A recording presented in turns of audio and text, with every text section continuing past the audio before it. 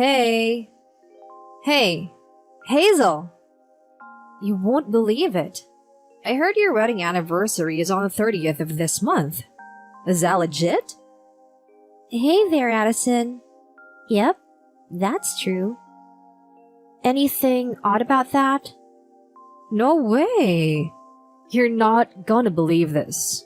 Ours is on the 30th too. I was so blown away by this coincidence that I just had to shoot you a message. Isn't that crazy? Out of all 365 days in a year, our anniversaries are on the same day. Wow, seriously? That's quite a coincidence. Do you guys go out to celebrate too? My husband isn't the romantic type. I mean, a cake would be nice, but he comes home with nothing. So I try to whip up a special dinner for our anniversary. Last year, I even made homemade roast beef. And guess what? He didn't come home because he said he was having dinner with a colleague at work. I was so ticked off. Oh no! Your hubby's got some nerve. You're incredible for making homemade roast beef. I'm not much of a chef, so we always hit the town to celebrate.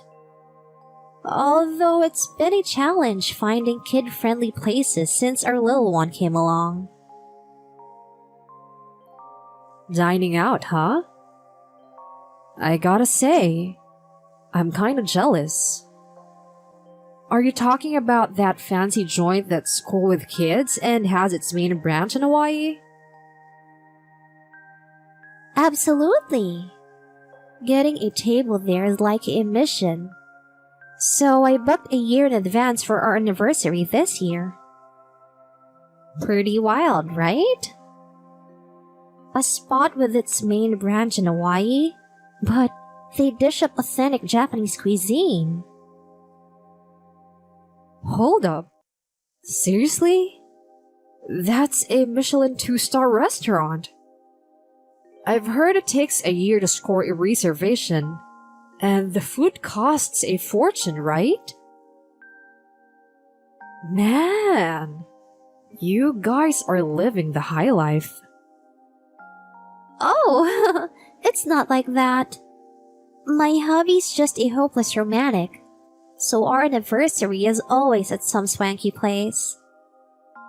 Birthdays, anniversaries, we tend to eat out. Must be nice. Are you rubbing it in?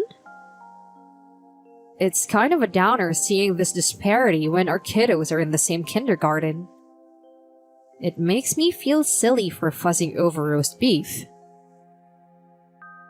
Don't put yourself down like that.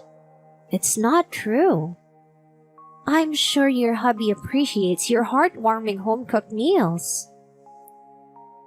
Yeah, maybe. But it can't beat that restaurant, can it? Could you give them a ring and squeeze us into your reservation?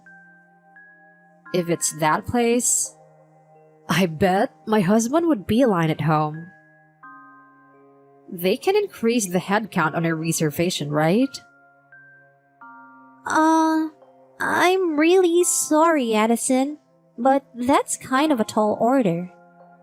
It was tough enough securing a spot for me, my husband, and our son, let alone doubling that. Seriously? Then why even bring this up? Just wanted to gloat while I'm having a low-key anniversary. You're gonna feast at that fancy place, huh? I didn't know you had it in you. Our boys seem to click, but I might have to keep an eye on how much they hang out from now on. That's not fair on the kids, is it? Besides, you brought up the restaurant first. I wasn't trying to gloat or anything. Also, I think a home-cooked anniversary dinner is pretty special too. That's pretty high-handed of you to say. You should try walking in my shoes. Fine, just go on. If you're gonna ridicule me like this, I've got some ideas up my sleeve too. A few days later. Hey, Hazel. Your wedding anniversary dinner reservation at the Volcano Lounge is set for 7 p.m., right? Yes, but why do you ask? Oh, I called the restaurant just to check. Found your family's reservation spot on. Wait, that can't be. You're talking about the Volcano Lounge near the station, right? Trying to pull a fast one on me, huh? I wasn't lying when I told you I had my own plans. I'm not about to let you be the only one with the same anniversary, same gendered, same age child as mine, enjoying a lavish celebration. So you better brace yourself. Brace myself? For what? Please, don't do anything crazy. Wait, you've read my message but not replied. Anyway, please don't get any weird ideas, okay?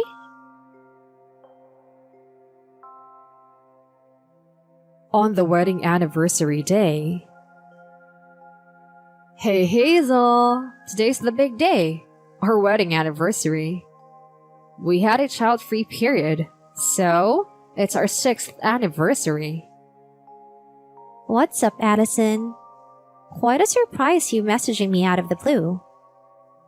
We became parents right after getting hitched, so it's our 4th anniversary. 6 years in. You'd want to go all out, right? So, drum roll please. Guess where this is? Where's that? The interior is really grand, but I'm drawing a blank here. You mean you don't recognize your own dinner spot? This is the inside of the Volcano Lounge. Once I learned about your 7 p.m. booking, I managed to get mine bumped up to 6 p.m. Beat you to it. It's your anniversary today, right? You're supposed to go to some fancy place. Right. But alas, you've already dined. So you'll have to foot the bill. Brace yourself. I can't, because we're in Hawaii. Wait. Didn't I tell you that the main branch of the Volcano Lounge is in Hawaii? I booked my table there a year ago. Besides, who on earth did you just swindle? Are you alone? Where's your son? We're here as a family for our anniversary. Told my husband a high-rolling mom friend is treating us for our anniversary. And my son is thrilled with a delicious meal. When I told them it was reserved under Gibson, they didn't bat an eye. That's your last name, right? Well, it's a common last name. You probably crashed some other Gibson's reservation. What a coincidence. Even the head count matched. Addison, what's your next move? The real Gibsons will probably show up for their 7 p.m. reservation. What's your game plan for then? Unlike me, they're total strangers to you. Oh no. I didn't think this could happen. I'm definitely gonna get scolded. Should I bail out and make a run for it? Oh, but I plan to stick you with a bill, so I didn't bring my wallet. They do accept digital payments here. Could you wire some money to my phone? I don't see why I should. Why would I pay for the meal of someone who was planning to hijack my reservation? Plus, you clearly have no regard for someone who made the reservation a year in advance. That Gibson must have been eagerly awaiting their meal at the Volcano Lounge. You just ran them out without the slightest bit of guilt. I do feel guilty. I'm drowning in guilt. So please, just send me the money. If the real Gibsons show up, if I spill the beans to my husband, he'll blow a fuse, and the last thing I want is someone chewing me out. I just want to celebrate my wedding anniversary in a posh restaurant. That's all I ever wanted. Look, Addison, you're trying to make yourself out to be the victim here. But let's face it, you're the one causing all the trouble. You took over someone else's reservation without a second thought. It's hard not to question your ethics. And then, on top of that, you expect me to foot your bill? That's kinda messed up, don't you think? But you know what? It doesn't involve me anymore. We're just going to enjoy our dinner in Hawaii.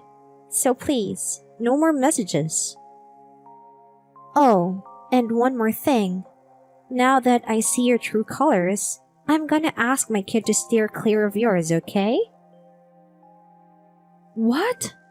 Weren't you the one who said the kid shouldn't be involved? Never mind about that. I still need to figure out. What about the money?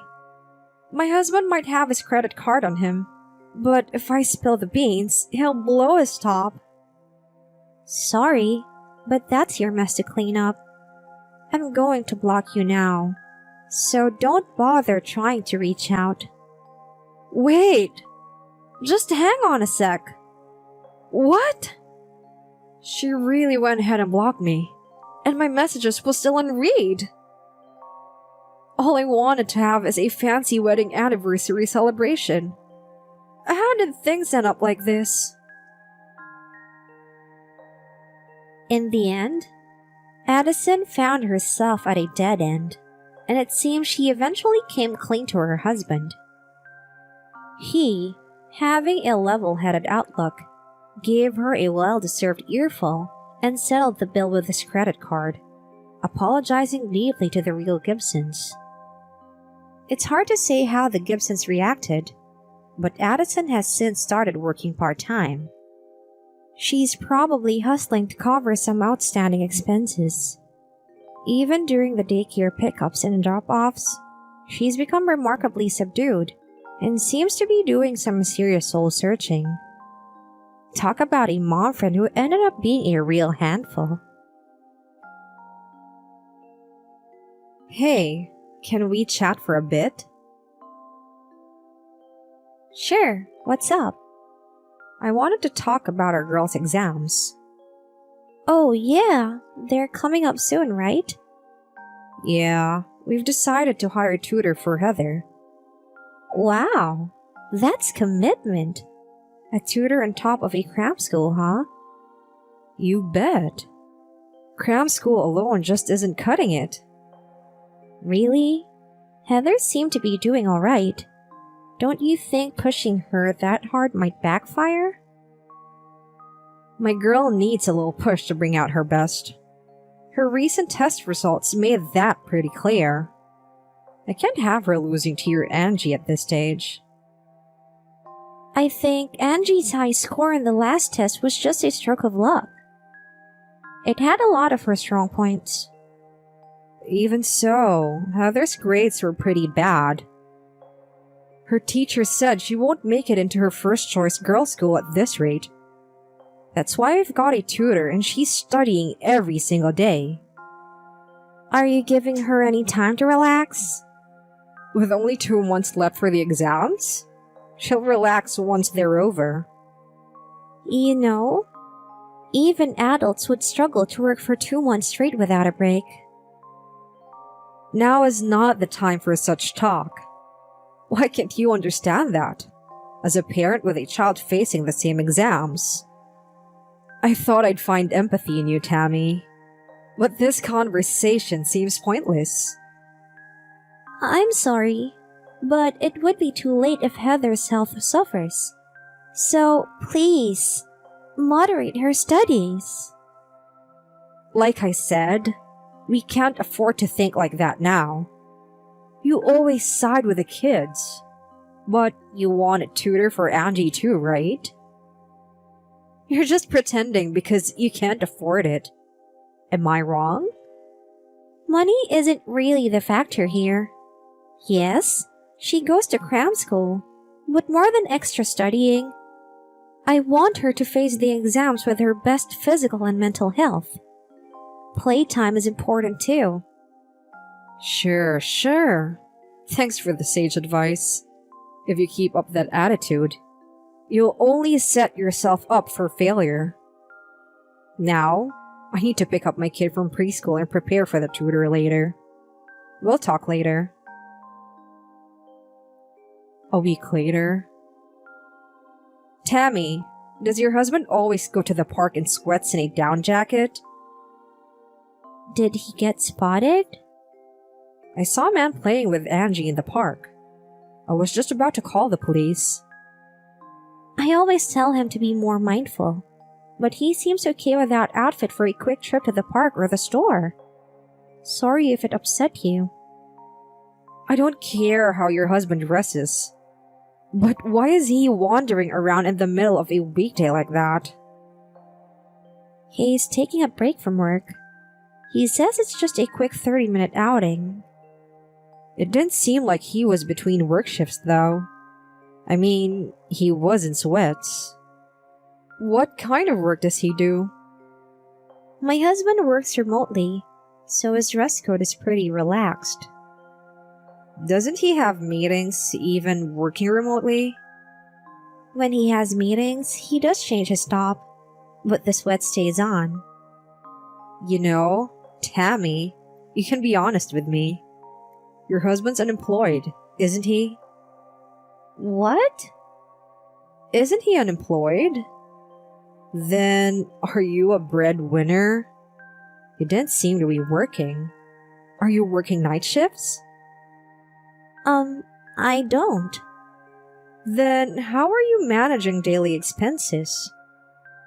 We're just doing fine since my husband is working. That can't be. How are you affording Angie's cram school? Like I said, it's covered by my husband's income. You don't need to lie. I can't imagine a man working in such a shabby outfit. But that's the truth. Are you living on handouts from your parents? We're not doing anything of that sort. If you continue to insult my husband, I'll lose my temper. Okay. You're quite scary when you're angry.